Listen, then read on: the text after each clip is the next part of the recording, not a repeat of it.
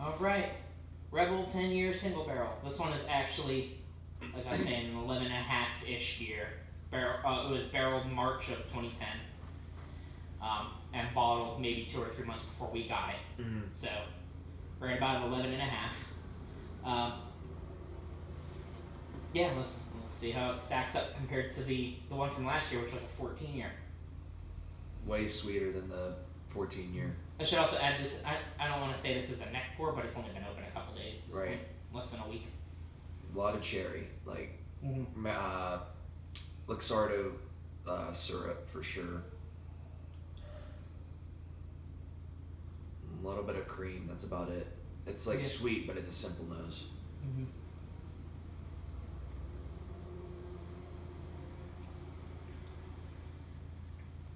Sweet, light.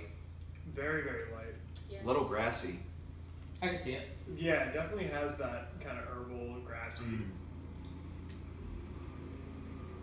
Yeah, that's an easy drinker right there. Mm-hmm. That's really easy. Mm-hmm. What's the proof on this? 100. Drinks like 90. Yeah, no, this drinks like it's 90 proof.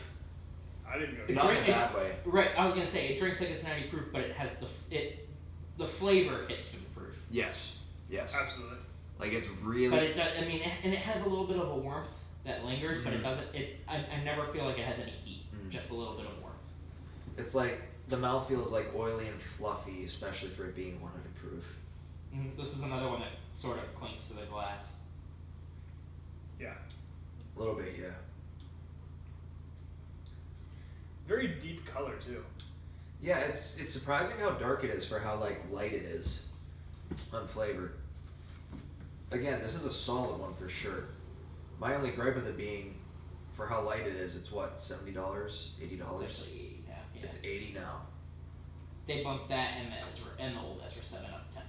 Oh jeez. Yeah, this isn't bad. I mean, MSRP went up. They didn't bump it up. MSRP went up, so they had to bump it up.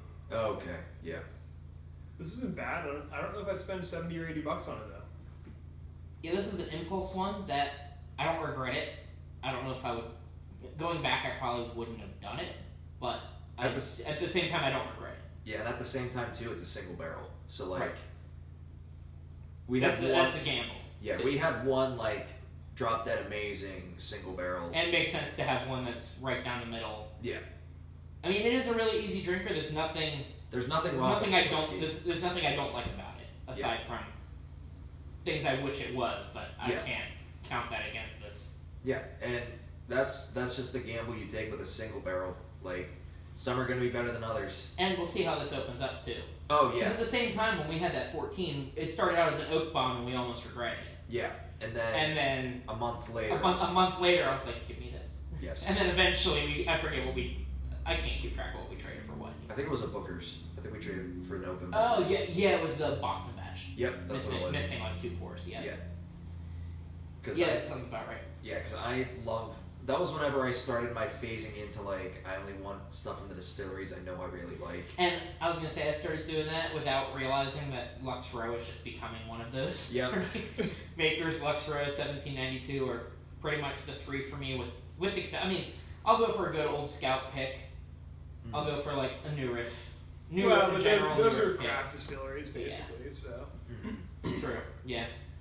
In terms of the big ones, and I mean, I'll go for certain bean products, certain picks. If I can get a Granny's batch, I fucking will. That's one of those bottles where if I go traveling and I see it, it's a buy on site because it's never going to be that good ever again. I don't think. Right. Although I could very easily be wrong. God knows how good it'll be 3 years from now. Every batch is different. True. By the way, is that in the warehouse yet? Bookers. Bardstown batch. I did not check. Okay. And I was gonna say. I need that too. Huh? I said, "Fuck, I need that too." It's the time of year. It kind of sucks. This is the time last year where I grabbed my midwinters when I was first spending way too much fucking money on this. And I mean, I don't regret buying that midwinter at all. Yeah. That was when also I was working at Center, and for some reason we got like 30 cases of it. It's because it wasn't like, it was popular, but like... It lasted like 3 days. Yeah. But it lasted 3 days with 30 cases, so that was still almost 200 bottles. Yeah. We're talking over half a fucking barrel at that point. Mm-hmm. But Yeah, this is solid. I'd get one more. Like, if you're a huge fan of Rebel, get one more bottle of the 10-year to determine if, like, what the, general quality is. Because right now it's 50-50 where you have an amazing one that's punches above the money. And then you have one where it hits maybe slightly below. I'd say this is probably a $50 bottle, like, based on the quality. Agreed. Yeah, I can definitely agree with that. Because, like, I think that this is completely on par with the 1792. Yeah, I would say it's directly on par with that 1792 single barrel. this is fair. And I was gonna say that 1792 is aged, I think, 7 or 8 years as well. That seems to be what 1792 tends to do. That sounds about It's right. usually like 7-8 years aging, because the Thomas S. Moores were like 7 years aging plus another 3 years in the barrels that they were finishing in.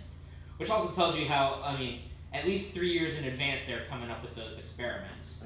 Because they had to take a base distillate to do it. For sure.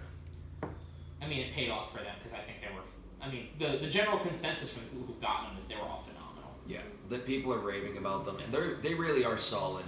The one thing I want to do is compare the Chardonnay to Amador Double Barrel, because Amador And I was going to say, and I want to side by side the cabs. Yeah. And, if someone at some point grabbed the port, someone who actually liked the port one, or get enough of a sample to do a side by side of the port. It's good whiskey, but like it's probably it's not the worst port finish, but like it's too sweet. Like it's one of those things where like port finish should not be longer than a year, otherwise it becomes too sweet. Otherwise, it's like wine with some whiskey. Yeah, Wine. it's on par with Basil Hayden Dark Rye for how sweet it is. Which is scary because that one literally has port in it. Yeah. The only thing being it tastes it tastes boozier like it should because it's 100 proof, whereas Dark Rye is 80. Yeah, it's hard to justify that one. Fisher Price my first whiskey?